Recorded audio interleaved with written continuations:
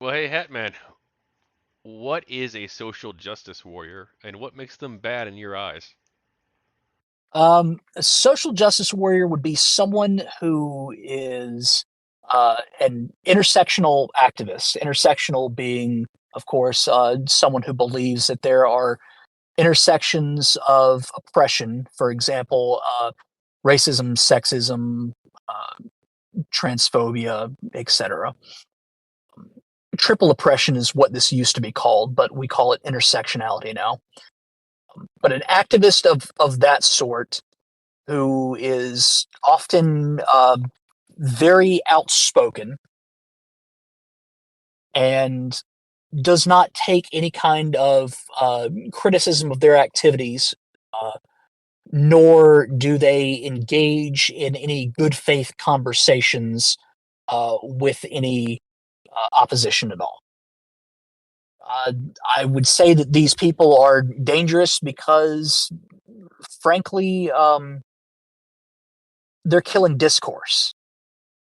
This kind of idea that there are some topics that should never be debated, or as they would say, should not be platformed, is how you ultimately um, ultimately destroy the concept of free thought. If you can't discuss an idea, no matter how horrible it may be, if you can't have a discussion about it, why it's wrong or why it's right, whatever, you're never going to learn from it.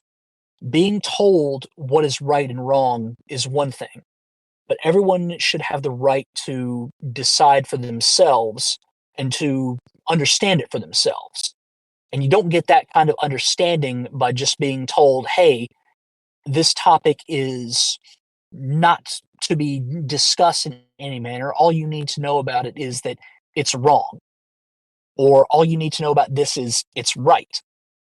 It's not up for debate, as they like to say. Everything is up for debate. I mean, this is how the marketplace of ideas works. You have to have that kind of discourse and discussion to maintain um, any kind of freedom of thought, and really to maintain society as a whole. So you believe that there should be a very big Overton window, but you also support banning the Nazis. Wouldn't some of the social justice people say, you have lines too, so do we? We just draw them at a different place than you do. Sure, but at the same time, there is a time and place for all these discussions.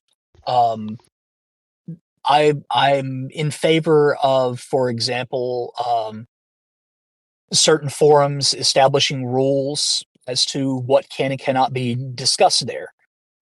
What types of people that they would ban. If they want to ban racists, let them ban racists. If they want to ban everyone who is not an anti-racist, um, let them do that. Uh, the Not everywhere is part of the marketplace of ideas, but the marketplace of ideas can be found everywhere. I know that sounds kind of weird, but um, I think I think academia is probably the best place for these discussions to take place, because academia seems to be the public forum, as it were, and a lot of hard things can be discussed or should be discussed freely. But again, because we have interference by these social justice warriors or intersectional activists, um, we can't have these discussions in the places where they should be held.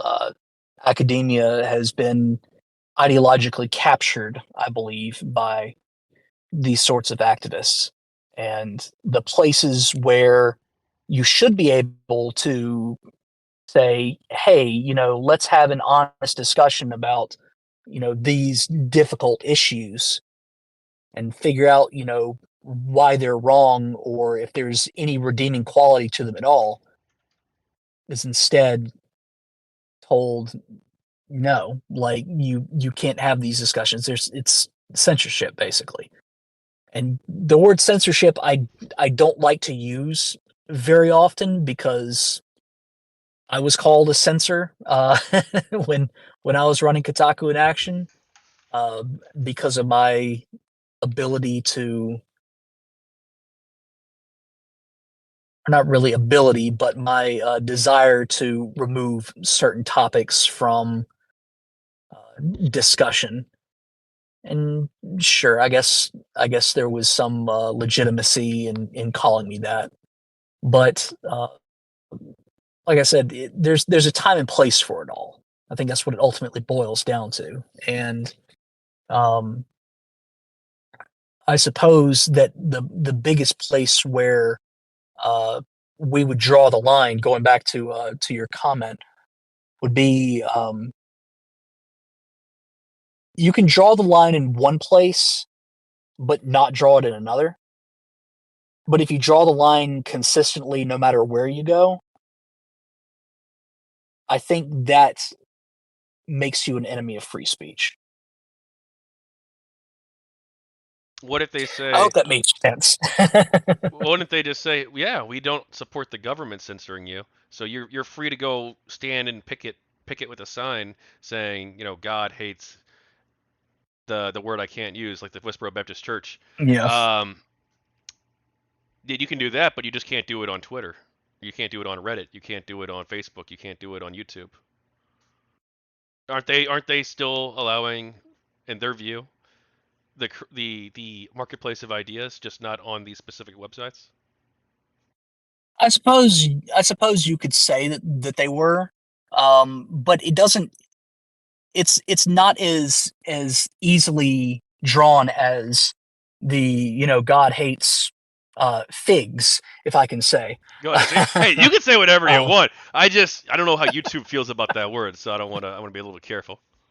Like I'm not what fig? someone who's afraid of words. Um, but anyway, no, like it's not as clear cut as that. Like it's not as clear cut as hey, we're okay with Nazis having a rally in you know New York City or something. But we just don't want Nazis to be able to talk on any of the major social media platforms. You know, okay,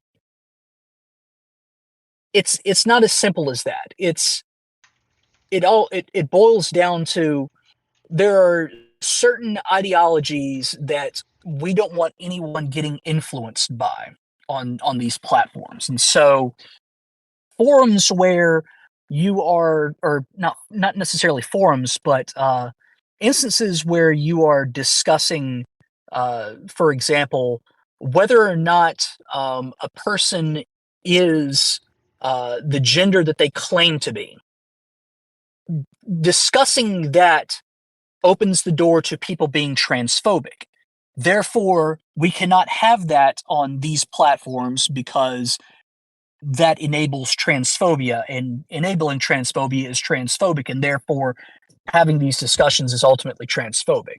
Like it's there is some logic behind it, but the logic is necessarily flawed. Um, Having a discussion about that doesn't always end up with everyone involved in the discussion holding a certain worldview. I mean, it doesn't. You can have people arguing against it, and would you want them to be silenced as well, even though they're on your side effectively? I, I would say no. I don't think I don't think it's necessary to censor ultimately both sides of a topic, um, both sides of a debate, uh, when the debate itself, or because the nature of the debate itself is objectionable. What do you think about how the American right wing is now responding to what they call wokeness? I think honestly they're going a little overboard. Um, Anything woke is, well, I'll just I'll lay it out here, and this is probably not going to win over anybody on me. It might make me a few enemies. Woke is the right wing way to say problematic. We hear the left say problematic all the time, which basically just means offensive. Woke is the right wing version of that. Woke is what's offensive to the right wing. It has its place. I mean, you can call things woke when you intend on uh, I guess shining a light on certain attitudes and certain terminologies, certain ideologies. Um, and sure, but ultimately, at the end of the day, you are just saying that it's offensive to your sensibilities, and it's not really advancing discourse. It's not getting anybody anywhere. It's not. Um, excuse me. It's not doing much except rallying the troops that are already on your side and making enemies of the people who you were already against. It doesn't serve much of a purpose except for, I guess, propaganda. Um, so woke, I think, has outlived its usefulness for the most part. And if we want to actually get to discussing ideas and having discourse, I think we need to drop terms like woke, terms like problematic, um, or at least stop using them so frequently. Because like racist and sexist and homophobe and transphobe, like they've essentially lost all meaning. What about terms like social justice warrior? I would argue the same thing, except social justice warrior has kind of fallen out of favor in recent years, um, in favor of a term like woke. Um, but I would say the same thing, honestly. Is your disagreement with these people because of their tactics and no platform attitude or anti-free speech attitude, or is it that you disagree with the ideas that they present? Um, a little of both. It depends on the idea from day to day. Uh, like for example, some of them go a little bit further as far as bodily autonomy than I would. Like for example, I'm pro-choice. They go a little bit further than that into full on. Um, you can abort a baby whenever the hell. I would say more safe, legal, and rare, but that's just me. Um, I think I believe in gender dysphoria. I believe that trans people, at least like actual quote unquote trans people, have gender dysphoria, and you need that in order to be uh, diagnosed as trans, and that is a mental disorder. And whether or not it should be treated by socially transitioning, I don't know. Um, I I think for the most part, as long as it's not causing irreparable harm, I don't see any issue with it. But some of them would go one step further. They would call me what's termed a transmedicalist, belief that you have to be diagnosed as trans and you can't decide to be trans for yourself or identify as trans on your own because you know yourself better than any doctor ever would. Um, so I mean, there are some things that I kind of agree on, but mostly disagree on just because of how extreme they get. And of course, the whole no platforming thing, which I think is complete bunk. Um, but I think that about answers your question. Some people would say that, you talk about how you want to elevate the discourse, you want to have freedom of speech and open exchange of ideas, but Right. you ran Kotaku, no, sorry, not Kotaku, sorry, TumblrInAction, which could be viewed as we're going to make fun of these crazy social justice warriors. That's how some people might have seen that subreddit. Right. Is that elevating the discourse? No, it's having fun. No, it's totally meant to have fun and to riff on that shit. Like I said, there's a time and place for all of it. I would say social justice and action was more of a place to sort of elevate the discourse. There was a sub that I ran. I don't know if it's still alive. It might be dead now. Called the Cultural Divide. That was supposed to be exclusively just discussion topics about these sorts of issues, um, or really culture war issues in general. But those are the places to elevate discussion, to have discourse. I don't think it's wrong to have places where you can have fun too, and just sort of make fun of everything. Have it be kind of that chaotic element, as it were. As long as that doesn't take over and become like the entirety of the discourse, I think having a place like that is still fine. Because just getting involved in discourse and debate and discussion all day can be tiring. Sometimes you need to just chill out a little bit, and sometimes you need to have fun, because otherwise your brain's gonna fucking dry up. I'm sorry, you cut out. You said otherwise, and then. Otherwise, your brain is gonna dry up. So you think that there's a value or a utility to having, like, hey, look, I just spent 8 hours having like a super deep philosophical conversation. Now it's time for me to just make some shit posts and maybe do some blood sports or whatever and have some fun. Yeah, yeah. I think there's some value to it. I mean, it's the nature of it's human nature, I think, to just want to have fun and stop taking everything so seriously for a while. And you can joke about serious topics as long as everyone knows it's a joke. I think it's okay.